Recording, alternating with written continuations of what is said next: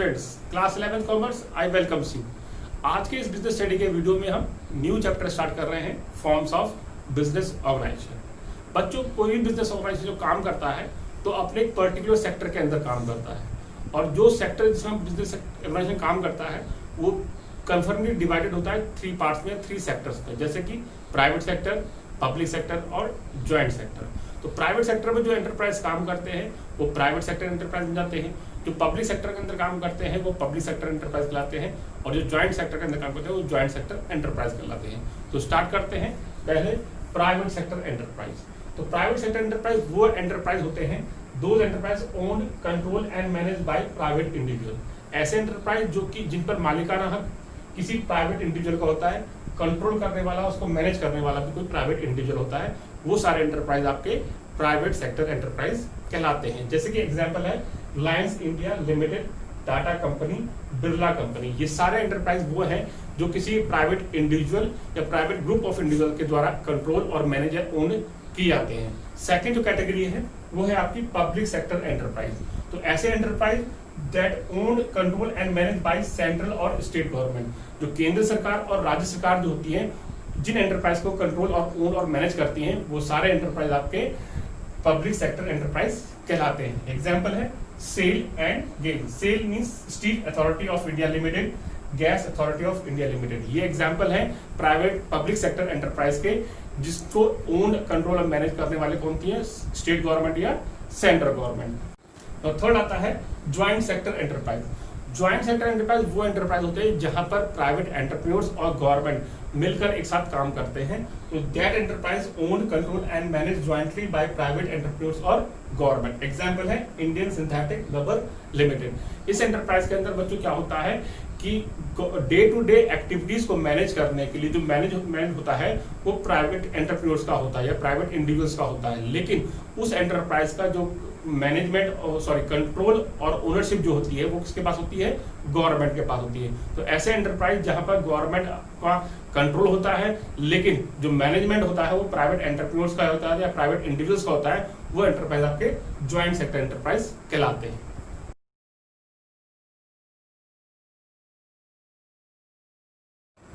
Now come to the next topic.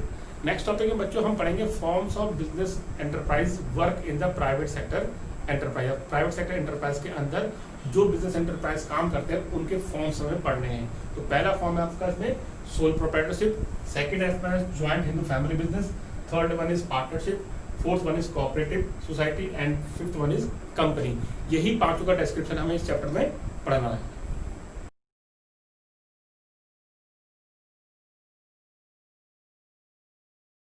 Now come to the next topic.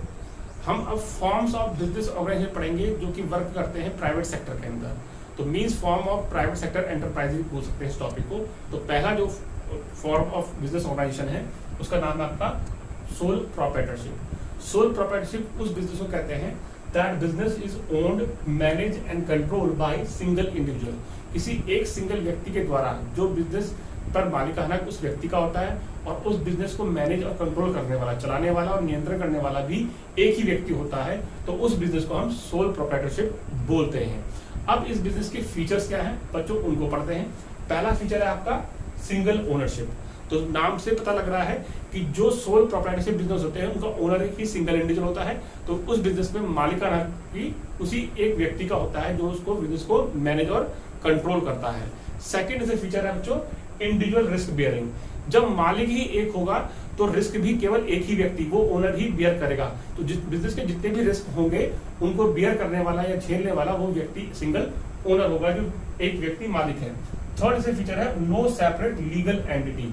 Business enterprise की separate legal entity, कानूनी पहचान अलग नहीं होती है। मींस हम उस बिजनेस को उस व्यक्ति के ओनर के नाम से ही जानते हैं, जिस व्यक्ति की वो दुकान है। तो आपके घर के आसपास जो दुकानें होती हैं हम उस दुकान को उस मालिक के नाम से ही जानते हैं। तो यहाँ पर जो थर्ड फीचर है कि सेपरेट लीगल एंटिटी, कानूनी पहचान उस बिजनेस की व्यक्ति से अलग नहीं होती है। बच्चों मैं यहाँ पर एक पॉइंट आपको याद दिलाना चाहूंगा, जब हम अकाउंटेंसी पढ़ते हैं तो अकाउंटिंग के पॉइंट ऑफ व्यू से जो एंटिटी है वो सेपरेट फ्रॉम इट्स ओनर रहती है। मीन्स हम अकाउंटिंग बिजनेस की करते हैं, ओनर की नहीं करते हैं। तो वहां पर अकाउंटिंग पॉइंट ऑफ व्यू से हम दोनों की पहचान, दोनों की सेपरेट एंटिटी रखते हैं। लेकिन बिजनेस स्टडी में जब पढ़ रहे हैं तो जो कानूनी पहचान होगी वो दोनों की एक ही होगी। मीन्स अगर उस बिजनेस के थ्रू कोई भी गलत एक्टिविटी की जाती है तो उसके मालिक को ही पकड़ा जाता है। तो वहां पर एक्टिविटी गलत की गई बिजनेस के थ्रू, लेकिन उसमें रेस्पॉन्सिबल कौन रहेगा? मालिक। तो वहां पर लीगल एंटिटी या लॉ के पॉइंट ऑफ व्यू से पहचान एक ही है। लेकिन जब अकाउंटिंग हम कर रहे हैं, अकाउंट्स जब पढ़ते थे अकाउंटेंसी, तो वहां पर जब हम अकाउंट्स मेंटेन करते हैं तो वहां पर दोनों बिजनेसमैन और उस बिजनेस की एंटिटी का दोनों की सेपरेट होती है। हम अकाउंटिंग बिजनेसमैन के नहीं, बिजनेस के बनाते हैं। अब थर्ड फीचर पे आते हैं, freedom of operation. Freedom of operation का मतलब होता है काम करने की आजादी।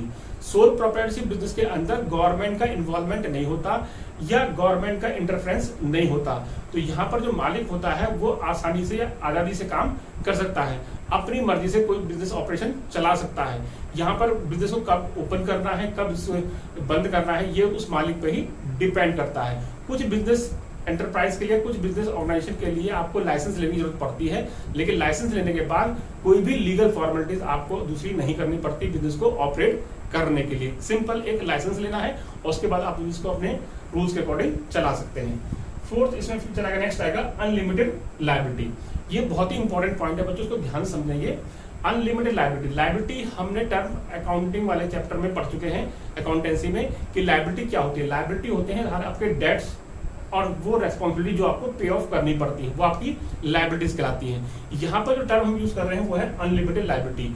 तो अनलिमिटेड लायबिलिटी उस लायबिलिटी को कहते हैं जब बिजनेस में बहुत सारा लॉस हो जाता है और बिजनेस की assets are not sufficient, business की एसेट सफिशिएंट नहीं होती है उन लॉस और डेट्स को पूरा करने के लिए।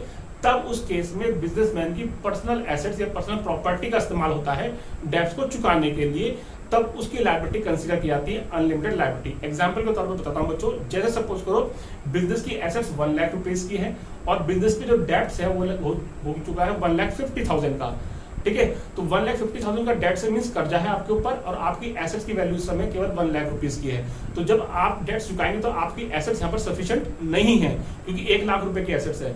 अब जो 50,000 का जो डेट बचा है उसको चुकाने के लिए आपकी पर्सनल एसेट्स का यूज भी किया जाएगा। तो इस समय आपकी लायबिलिटी कैसे कहलाएगी? अनलिमिटेड लायबिलिटी कहलाई जाएगी। लास्ट आता है स्मॉल साइज। जो सोल प्रोप्राइटरशिप बिजनेस होते हैं वो जनरली स्मॉल साइज बिजनेस में ही सुटेबल होते हैं। मींस अगर आप मालिक हैं तो आप एक स्मॉल स्केल का ही बिजनेस रन कर सकते हैं, तो आपका बिजनेस स्मॉल साइज ही कहलाएगा और स्मॉल साइज के सूट होता है यही form of organisation sole proprietorship.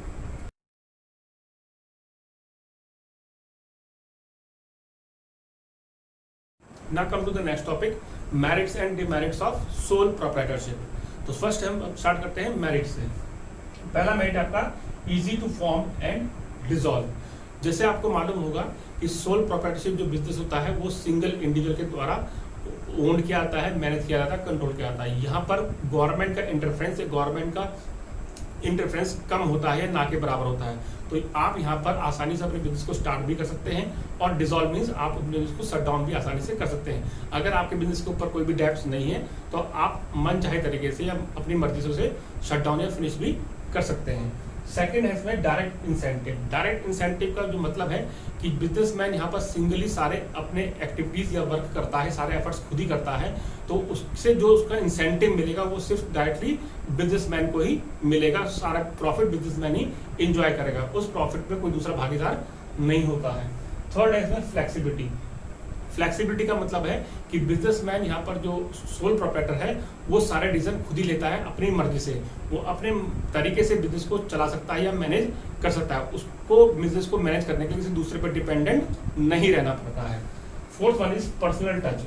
जैसे कि आपको मैंने बताया अभी कि बिजनेसमैन जो सोल प्रोप्राइटर है वो सारी एक्टिविटीज या सारे एफर्ट्स खुद ही करता है, तो वो डायरेक्टली अपने पर कस्टमर से टच में रहता है क्योंकि बिजनेस दुकान के अंदर या शॉप के अंदर वही बैठा है और वही कस्टमर से डील भी करता है। तो इस वजह से वो कस्टमर के डायरेक्टली टच में रहता है, उसको कस्टमर के टेस्ट के और प्रेफरेंस के बारे में नॉलेज भी आसानी से मिल जाता है।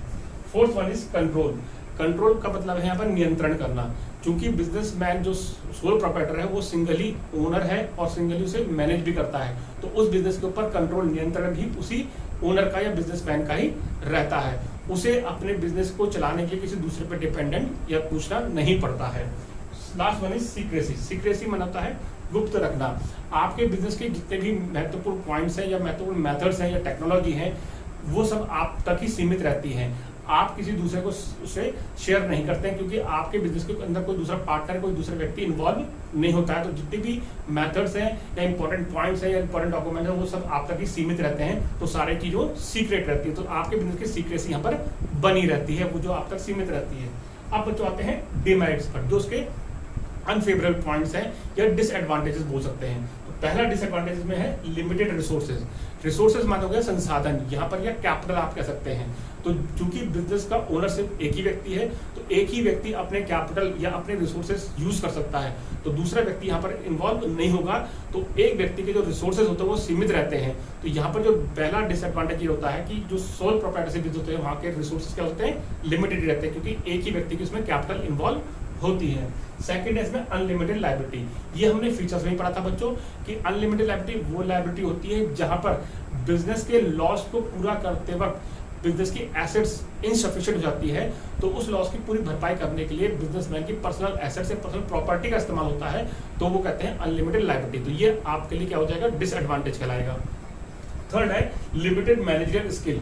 लिमिटेड मैनेजरियल स्किल का मतलब होता है सीमित प्रबंधन कौशल, कि बिजनेसमैन केवल सिंगल ही बिजनेस को मैनेज करता है, तो उसके अंदर जो स्किल्स हैं वो एक ही व्यक्ति के होंगे। तो बिजनेसमैन किसी एक पर्टिकुलर फील्ड में या दो फील्ड में ही परफेक्ट हो सकता है, सारे फील्ड्स में परफेक्ट नहीं हो सकता। यहाँ पर फील्ड्स का मतलब है कि बिजनेस को मैनेज करने के लिए आपको मार्केटिंग में, आपको सेल्स में, आपको प्रोडक्शन में, आपको परचेजिंग में, इन सब में क्या होना, ये सारे काम आपको करने पड़ते हैं। तो इन सारे कामों में केवल आप 2 या 3 काम में परफेक्ट हो सकते हैं, सारे काम में परफेक्ट नहीं हो सकते। तो आपके स्किल्स क्या होते हैं, यहाँ पर लिमिटेड होते हैं, ये आपके लिए डिसएडवांटेज कहलाएगा।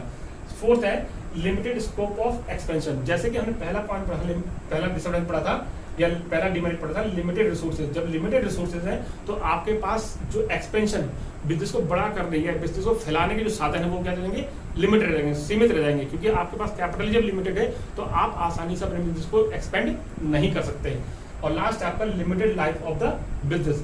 जो बिजनेस की लाइफ होती है वो उसके ओनर से ही अटैच होती है, ओनर से मिली हुई होती है। ओनर जब तक काम कर रहा है, ओनर जब तक अलाइव है, तब तक वो बिजनेस कैरी ऑन करता है, चलता है।